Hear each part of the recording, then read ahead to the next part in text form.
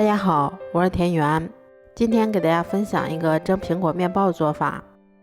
首先我们准备100克的牛奶，先加入3克酵母粉，再加入25克的白糖，然后用打蛋器把它们搅拌至完全融化的状态。接着我们再往里面打入2颗鸡蛋，鸡蛋的重量大约是120克，然后用打蛋器把它们再次充分搅拌均匀。搅匀后，我们再少量多次的加入大约350克的高筋面粉，然后用筷子先把它们搅拌成这种面絮状。接着我们再加入20克的食用油，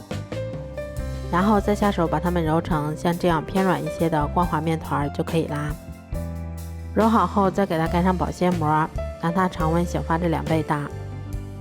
接着我们把2个去皮的苹果先给它切成小丁，切好后先把它们放到干净的大碗里面。接着我们在不粘锅里面先加入50克的白糖，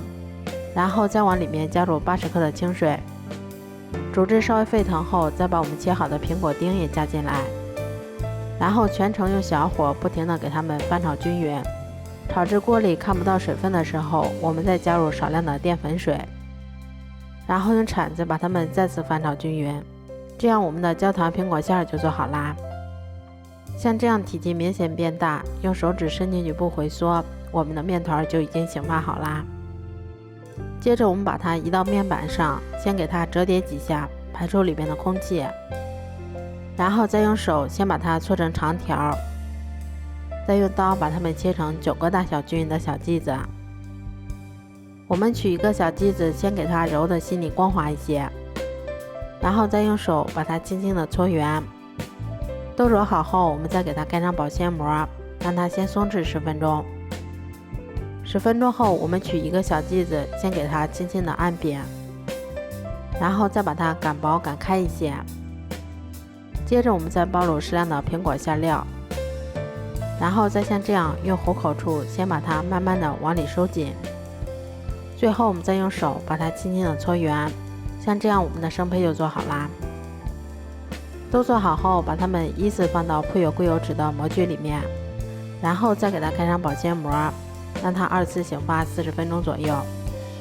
醒好后，我们在表面先给它刷上一层蛋黄液，最后我们再给它盖上一层耐高温的保鲜膜，防止水蒸气的进入。接着我们把它开水上锅，全程用中小火蒸45分钟就可以啦。